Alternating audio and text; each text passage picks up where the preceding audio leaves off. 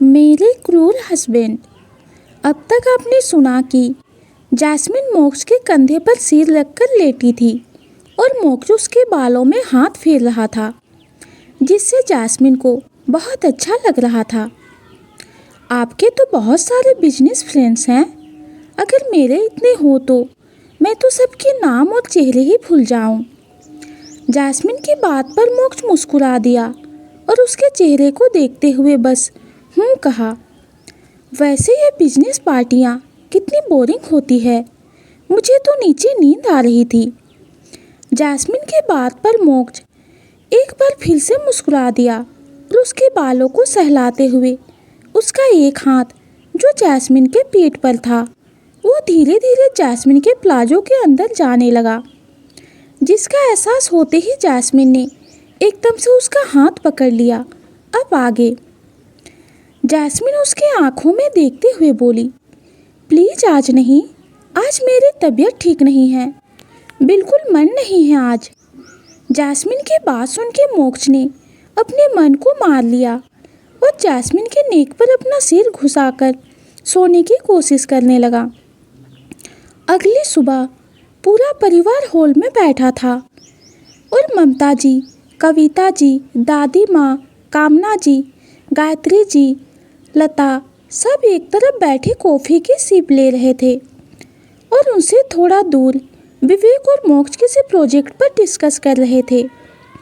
रमेश जी, दयानंद जी, अभिषेक और अमित आपस में बातें कर रहे थे।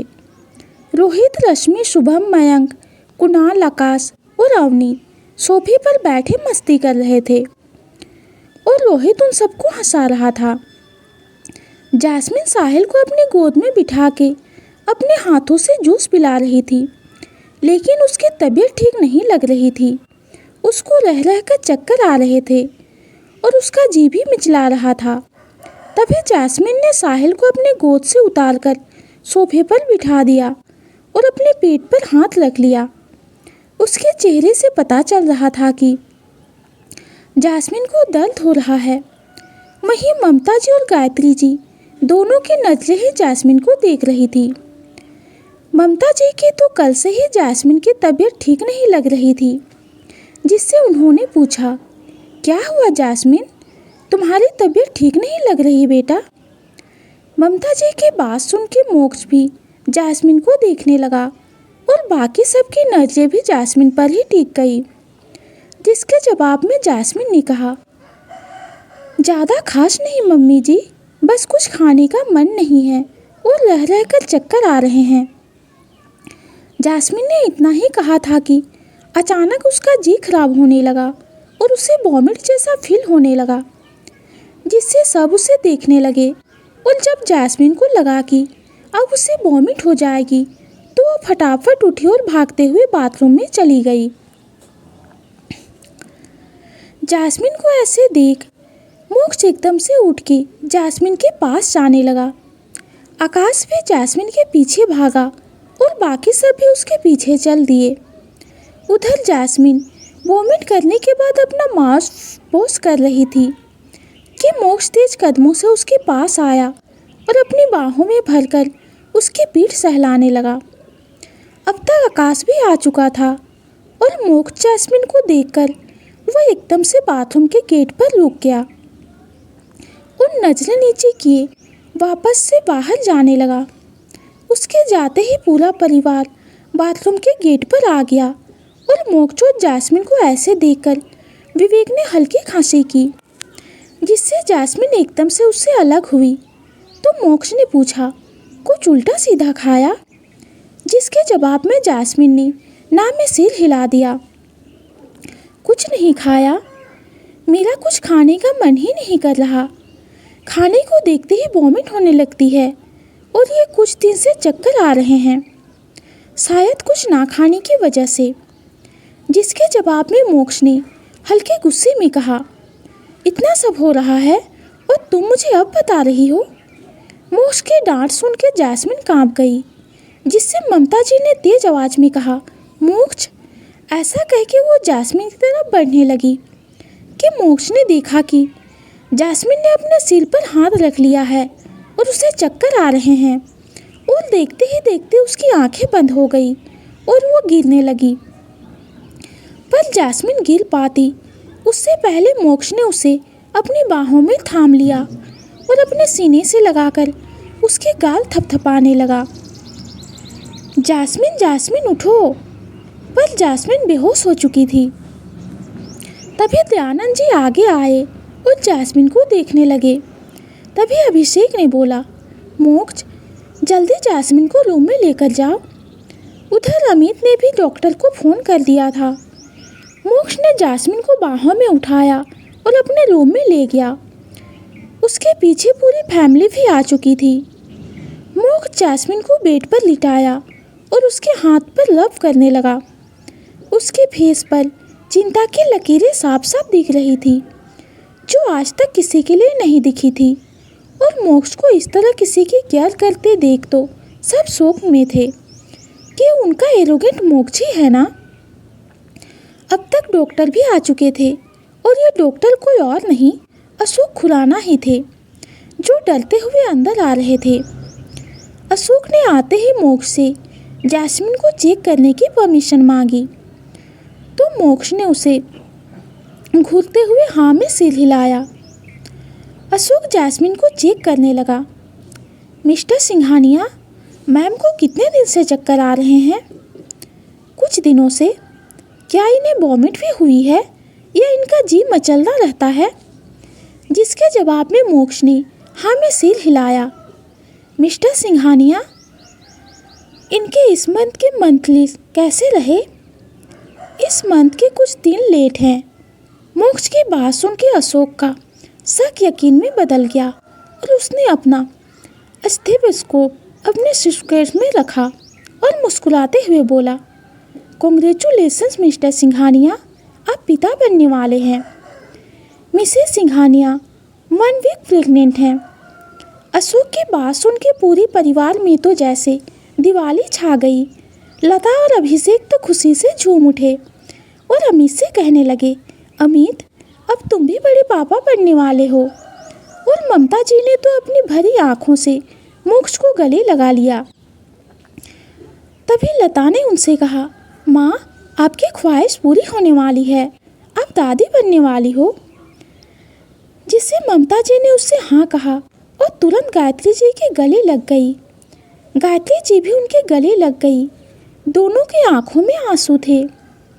गायत्री जी, आप नानी बनने वाली हैं। आपकी बेटी ने हमें इतनी बड़ी खुशी दी है कि मैं शब्दों में बयान नहीं कर सकती। हाँ ममता जी, मुझे भी यकीन नहीं हो रहा कि मेरी बच्ची इतनी बड़ी हो गई कि अब वो एक गुड्डे या गुड़िए को जन्म देगी। अभिषेक और रमेश जी इस वक्त दयानंद जी से बातें कर रहे थे। शुभम मयंक तो आपस में गले लगे थे। आखिर वो लोग भी मामा बनने वाले थे। लेकिन इन सब में सबसे ज़्यादा हैरान विवेक था। उसके मन में यही चल रहा था, इतनी जल्दी? मोक्ष, तुम तो बहुत फास्ट निकले। अगर ऐसा ही रहा ना तो कुछ दिनों में ही पूरी क्रिकेट टीम खड़ी कर देगा। पर वो सबसे ज़्यादा खुश था क्योंकि वो चाचा और मामा दोनों ही बनने वाला था। इसकी उसको डबल खुशी थी। वहीं कुणाल अवनी को कुछ समझ ही नहीं आ रहा था और आकाश तो एकदम सुन पड़ चुका था। उसके दिमाग में एक ही बात घूमी थी कि आप पिता बनने वाले हैं, मतलब जैस्मिन प्रेग्नेंट है। पर सबसे बड़ा झटका तो मोक्ष को लगा था। वो तो भूत बने खड़ा अपने सामने देख रहा था। उसके चेहरे पर आज कई तरह के एक्सप्रेशन थे जो किसी को भी समझ नहीं आ रहे थे। लेकिन विवेक मोक्ष की हालत समझ सकता था। वो धीरे से मोक्ष के पास गया और उसके कंधे पर हाथ रखकर उसकी आंखों में देखने लगा। मोक्ष ने भी कुछ पल उसकी आंखों में देखा और तुरंत उसके गले लग गया। विवेक भी मुस्कुराते हुए उसकी पीठ सहलाने लगा। मोक्ष, तुम पापा बनने वाले हो। तुम्हारी छवि इस दुनिया में आने वाली है।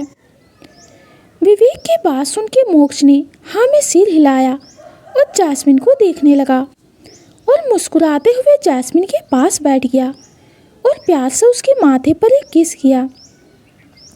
आज तो मोक्ष की फैमिली वालों को शौक पर शौक मिल रहे थे। लेकिन मोक्ष का इतना स्वीट जेस्चर देखकर सबकी आंखें नम थी। उन्हें खुशी थी कि उनका मोक्ष अब प्यार के असली मायने समझ रहा है।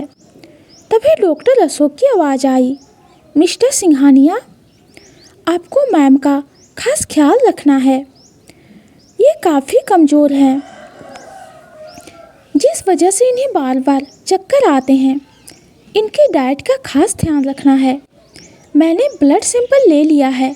रिपोर्ट आने के बाद पता चलेगा कि इनमें कोई कॉम्प्लिकेशन है या नहीं और आपके लिए क्या रिस्ट्रिक्शन है। अशोक की बात पर मोक्ष ने हाँ में सिर हिला दिया, जिससे डॉक्टर अशोक ने कहा, मैंने मैम को इंजेक्शन दे दिया है, कुछ देर में इन्हें होश आ जाएगा। ऐसा कहकर डॉक्टर अशोक जाने लगे और पूरा परिवार भी उनके पीछे चला गया। और मोक्ष ने विवेक को कुछ इंस्ट्रक्शन दिए, क्योंकि आज मोक्ष जैस्मिन के पास ही रुकने वाला था और विवेक ऑफिस जा रहा था। उधर एक रूम में आकाश की आंखों से वे इंतहा आंसू बह रहे थे और कुणाल उसे हक करके खड़ा था। उसकी आंखें भी भरी हुई थी। औनी भी रोते हुए आकाश की पीठ सहला रही थी। तभी आकाश एकदम से अलग हुआ और अपने आंसू पोंछते हुए बोला, मैं खुश हूँ कुणाल, क्योंकि जैस्मिन खुश है। आज उसके पास वो सब है जो मैं उसे कभी नहीं दे पाता। अब मैं इस तरह बिहेव करके जैस्मिन को दुखी नहीं करूँगा, उसकी इतनी बड़ी खुशी को फीका नहीं करूँगा। मैं बहुत खुश हूँ कि जैस्मिन की परछाई इस दुनिया में आने वाला है। ऐसा कह के आकाश तुरंत बाथरूम में चला गया। उधर कविता जी का तो गुस्से से ज्वालामुखी फूट रहा था, जिसका लावा वो सीमा के ऊपर उतार रही थी। सीमा सीमा, कुछ ठीक नहीं हो रहा है अब इस घर में। अब तक तो बस मोक्ष और जैस्मिन ही थे, पर अब वो कल की आई लड़की माँ बनने वाली है। कुछ दिनों में मोक्ष का बच्चा इस दुनिया में आ जाएगा और मोक्ष के बाप की जो प्रॉपर्टी गवर्नमेंट के पास है वो सब मोक्ष के बच्चे को मिल जाएगी। फिर हम कुछ नहीं कर पाएंगे। कविता जी की बात सुन के सीमा अंदर ही अंदर जल रही थी। उसे रह रहकर जैस्मिन का वो थप्पड़ याद आ रहा था जो उसने साहिल के लिए उसे मारा था। उसे तो अब यही लग रहा था कि जो लड़की साहिल के असली माँ ना होने के बाद भी उसके लिए उस पर हाथ उठा सकती है, तो जब उसका खुद का बच्चा इस दुनिया में आ जाएगा तो जैस्मिन तो उसे सिंघानिया फैमिली से ही निकाल फेंकेगी। यही सब सोचकर सीमा ने दांत पीसते हुए कहा, नहीं मोम, इस बार नहीं, इस बार तो ये बाजी मेरी ही होगी। ये बच्चा इस दुनिया में नहीं आएगा। ऐसा कहकर सीमा ने तुरंत फ़ोन कट कर दिया, लेकिन उसके फेस से गुस्सा और नफरत साफ साफ दिख रही थी। नफरत है मुझे तुमसे जैस्मिन। इतनी नफरत तो मुझे मोक्ष से भी नहीं हुई जितनी तुझसे हो गई है, और उससे भी ज़्यादा मोक्ष के इस बच्चे से जो इस वक्त तेरे पेट में है, और इसको तो कभी इस दुनिया में नहीं ला पाएगी। ऐसा कहकर सीमा शैतानी हंसी हंसने लगी। उधर मोक्ष अपने कैजुअल कपड़ों में जैस्मिन के पास बैठा था कि जैस्मिन धीरे धीरे आंखें खोलने लगी। जैस्मिन को होश में आते देख मोक्ष ने उसे सहारा देकर उठाया और जैस्मिन एकदम से हड़बड़ाने लगी। हे शिव जी, इतना टाइम हो गया, मैं कितनी देर से सो रही हूँ। हटिए मोक्ष, मुझे सबके लिए लंच बनाना है। जैस्मिन की बात सुन के मोक्ष ने उसे पीछे से अपनी बाहों में भर लिया और उसके गाल पर सॉफ्ट किस करते हुए बोला, बिल्कुल भी नहीं, अब तुम बेड से नीचे कदम नहीं रखोगी। टाइम पर ब्रेकफास्ट, लंच, डिनर करोगी, रेस्ट करोगी और खुश रहोगी। मोक्ष की बात सुन के जैस्मिन ने उसे ऐसे देखा जैसे वो पागल हो गया हो और एकदम से बोली, नहीं, ऐसे तो मैं बोर हो जाऊंगी। अब छोड़िए मुझे, जाने दीजिए। जैस्मिन, पहले मेरी बात सुन लो। ऐसा कहकर मोक्ष जास्मिन की आंखों में देखते हुए कहा, जास्मिन, मैं पापा बनने वाला हूँ। तुम 1 वीक प्रेग्नेंट हो। क्या? मोक्ष की बात सुन के जास्मिन के मुंह से अचानक ही निकला। उसकी आंखें हल्की नम हो गई और एकदम से उसका हाथ उसके पेट पर चला गया और वह एकदम से मोक्ष के गले लग गई और उसे कसकर हग करते हुए बोली, थैंक यू मोक्ष, थैंक यू सो मच। सिर्फ आपकी वजह से मुझे इतनी बड़ी खुशी मिली है और मेरे पास एक और साहिल आने वाला है। जास्मिन की बात सुनकर मोक्ष ने मुस्कुराते हुए उसको कसकर हग किया। तभी उसके रूम में ममता जी और गायत्री जी आईं और ममता जी बोली, हाँ बेटा, तुम्हारे पास एक और साहिल आने वाला है। ऐसा कहकर ममता जी ने अपने हाथ में पकड़ा अनार जूस जास्मिन को दे दिया। जास्मिन ने जल्दी से वो जूस का गिलास साइड में रखा और ममता जी के पैर छुए। ममता जी ने भी भरी आंखों से अपने पास से एक नोटों का बंडल निकाला और उससे जास्मिन की नज़र उतारी और वो बंडल एक नौकर को दे दिया। तभी जास्मिन की नज़र उसकी मम्मी पर गई, जो उसे ही बड़े प्यार से देख रही थी, जिससे जास्मिन एकदम से उठी और उसके गले लग गई। गायत्री जी ने भी उससे गले लगा लिया। मेरी गुड़िया इतनी बड़ी हो गई और मुझे पता ही नहीं चला। गायत्री जी की बात सुन के जास्मिन ने उसके गले लगे ही हाँ में सिर हिलाया और मोक्ष भी अब सोफे पर बैठकर अपना काम कर रहा था। गायत्री जी और ममता जी जास्मिन के रूम से चली गई थी, जिससे जास्मिन धीरे कदमों से मोक्ष के पास गई और उसका लैपटॉप साइड करके उसकी गोद में बैठ गई। मोक्ष ने भी मुस्कुराते हुए जास्मिन को अपनी गोद में बिठा लिया। वो दोनों एक दूसरे की आंखों में देखने लगे। तभी जास्मिन ने एकदम से मोक्ष के होठों पर अपने होठ रख दिए और मोक्ष को किस करने लगी। जास्मिन के सडन रिएक्शन से कुछ पलों के लिए तो मोक्ष शॉक्ड हो गया, क्योंकि जास्मिन ने पहली बार पहल की थी। कुछ पल जास्मिन के बंद आंखों को देखने के बाद मोक्ष ने भी अपनी आंखें बंद कर ली और जास्मिन को किस करने लगा। लगभग 10 मिनट किस करने के बाद दोनों के होठ अलग हुए और मोक्ष ने जास्मिन के माथे पर अपने माथे को जोड़ लिया और दोनों गहरी सांसें लेने लगे।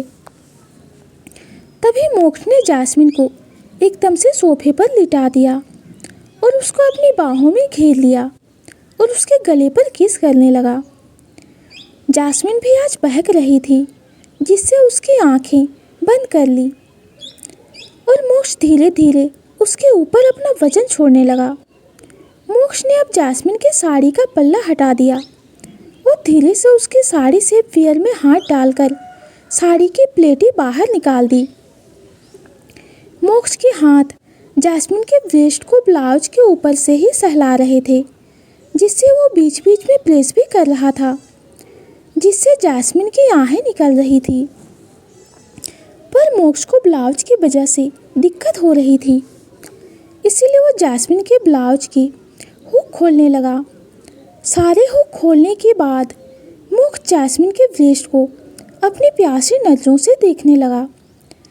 डार्क ब्लू ब्रा में जास्मिन के उभरा हुआ बदन मोक्ष को बेहद सेक्सी लग रहा था, जिसे देखकर मोक्ष के मुंह में पानी आ गया और उसने जास्मिन के ब्रा निकालने के लिए हाथ आगे बढ़ाया, जिससे जास्मिन ने एकदम से उसका हाथ पकड़ लिया और आंखों में एक रिक्वेस्ट लिए बोली, अभी रुक जाइए, रिपोर्ट नॉर्मल आएगी तो नहीं रोकूंगी। जास्मिन की बात सुन के मोक्ष ने उसके गले में अपना फेस छुपा लिया और हाँ में सिर हिलाया।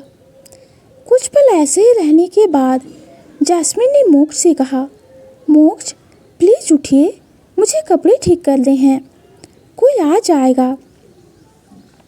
जास्मिन की बात सुन के मोक्ष उसके ऊपर से उठ गया और सोफे पर बैठ गया। जास्मिन भी सोफे पर बैठी और अपने ब्लाउज की हुक लगाने लगी। जास्मिन की साड़ी पूरी तरह से खुल गई थी। जास्मिन उठी और अपनी साड़ी की प्लेट सेट करके साड़ी से बियर में डाल दी और फिर पल्लू को ठीक करके अपने कंधे पर डाला और फील अटैच करने लगी। वहीं मोक्ष एकटक जैस्मिन को हर मूवमेंट को देख रहा था। उसके तन बदन में आग लग रही थी और वो बार बार अपना सलाइवा गटक रहा था। तभी उसने अपना फेस दूसरी तरफ किया और मन में बोलने लगा, मैंने बहुत जल्दी कर दी, पता नहीं कब तक वेट करना होगा, बस रिपोर्ट नॉर्मल आए, नहीं तो जैस्मिन खुद को छूने भी नहीं देगी। वो 9 मंथ कैसे कंट्रोल होगा। मोक्ष अपनी सोच में ही था कि जैस्मिन नीचे जाने लगी और मोक्ष भी अपना ध्यान भटकाने के लिए अपने काम में लग गया। रात के वक्त सब डिनर करके अपने रूम में थे। वो जैस्मिन भी साहिल को होमवर्क करवा रही थी। मोक्ष सोफे पर बैठा अपना काम कर रहा था। तभी साहिल ने होमवर्क करते हुए एक उबासी ली और बोला, मम्मा अब साहिल को नींद आई है। साहिल की बात सुनकर जैस्मिन मुस्कुराते हुए साहिल को अपने ऊपर लिटाने लगी, लेकिन तभी उसे कुछ याद आया जिससे उसने साहिल को अपने सीने से लगाकर बेड पर लिटा दिया और उसके बालों में हाथ फेरने लगी। लेकिन जैस्मिन के ऐसा करने से साहिल का मुंह उतर गया, जिससे उसने जैस्मिन से पूछ लिया, मम्मा बेटा। मम्मा पापा कह रहे थे कि साहिल का छोटा भाई आने वाला है। साहिल की बात सुनकर जैस्मिन के चेहरे पर एक बड़ी सी स्माइल आ गई और उसने साहिल के माथे पर किस करके कहा, बेटा पापा सही कह रहे थे। जैस्मिन की बात सुनकर साहिल का फेस रोने जैसा हो गया और उसने जैस्मिन को टाइट हग करते हुए कहा, मम्मा फिर आप साहिल से प्यार नहीं करोगे, आप साहिल के पास नहीं रहोगे। साहिल की बात सुनकर जैस्मिन एकदम से शॉक्ड हो गई और उसने साहिल से कहा, बेटा आपसे ये सब किसने कहा। पापा आज रूम में एक आंटी की फ़ोटो से बात ये कर रहे थे और अभी आपने साहिल को अपने ऊपर नहीं सुलाया, साहिल को बेड पर सुलाया। अब मम्मा साहिल के भाई को प्यार करेगी, पापा सच कह रहे थे। तो दोस्तों अब क्या होने वाला है आगे ये जानेंगे हम अगली वीडियो में। आज की स्टोरी आप सबको कैसी लगी कमेंट में ज़रूर बताइए। कहानी पसंद आती है तो चैनल को लाइक और सब्सक्राइब कीजिए। कहानी सुनने के लिए आपका बहुत बहुत धन्यवाद।